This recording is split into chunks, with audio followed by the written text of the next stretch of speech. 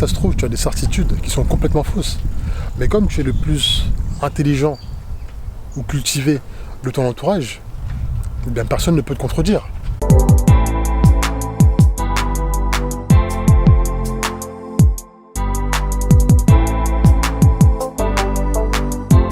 Salut les gars, j'espère que vous allez bien. Bienvenue sur la chaîne Follower Star, ici c'est Romaric et cette chaîne a pour but de t'aider à évoluer dans tous les aspects de ta vie afin de devenir la meilleure version de toi-même. Tu connais la chanson. Alors, le sujet de cette vidéo c'est pourquoi est-ce que tu vas toujours te débrouiller pour être le plus bête de la pièce. Est-ce que tu as déjà entendu parler des 4 phases d'apprentissage qui ont été définies par Maslow? La première phase c'est l'incompétence inconsciente, c'est je ne sais pas que je ne sais pas. La deuxième phase c'est l'incompétence consciente, ça veut dire je sais que je ne sais pas. La troisième phase c'est la compétence consciente, je sais que je sais.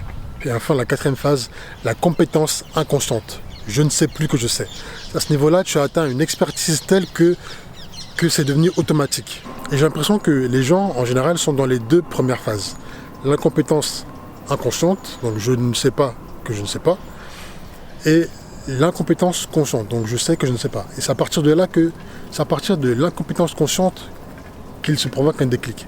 Donc quand je sais que je ne sais pas, alors je vais apprendre pour savoir. Et les gens doivent arriver à cette phase-là pour avoir l'humilité de se dire d'accord, je ne connais pas tel domaine, je dois apprendre.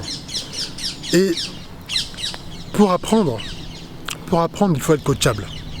Et pour être coachable, il faut savoir écouter et être humble. Tu sais, moi, dans ma vie, j'ai fait beaucoup de... Enfin, beaucoup, c'est relatif. J'ai fait des conférences, j'ai fait des meetings avec des entrepreneurs. J'ai fait beaucoup de réunions, beaucoup de conventions. Et cette règle, inconsciemment, j'ai toujours appliqué cette règle. Être le plus bête de la salle. Si tu es le plus intelligent de ton entourage et que tu traînes toujours avec les mêmes personnes, eh bien, comment est-ce que tu vas évoluer si tu es la personne qui a le plus de connaissances dans ton entourage? Comment est-ce que tu vas apprendre de nouvelles choses, apprendre de nouvelles compétences? Tu peux pas. Parce que personne ne peut challenger tes connaissances, personne ne peut challenger ce que tu crois être vrai. Si ça se trouve, tu as des certitudes qui sont complètement fausses. Mais comme tu es le plus intelligent ou cultivé de ton entourage, eh bien personne ne peut te contredire.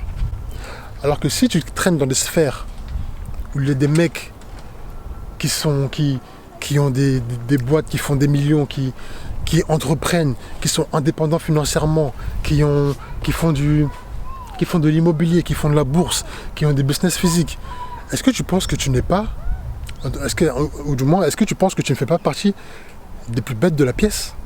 Tu sais, il y a une phrase que 50 Cent a dit un jour, c'était « Je ne suis jamais allé à Harvard, je n'ai jamais fait d'études, mais aujourd'hui j'emploie des mecs qui eux sont allés à Harvard. » Bon, c'est pas vraiment ça la phrase, mais c'est un truc du genre. En gros, tu dois engager des gens qui sont plus intelligents que toi.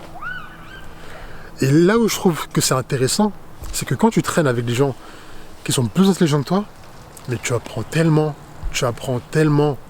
parce que déjà, ils vont te partager leur sagesse. Ils vont te partager leur expertise, ils vont te partager avec toi les erreurs qu'ils ont fait, les expériences, les erreurs que toi tu ne dois pas faire pour aller plus vite dans ton business. Et c'est pour ça que tu dois toujours faire en sorte d'être le plus bête de la pièce.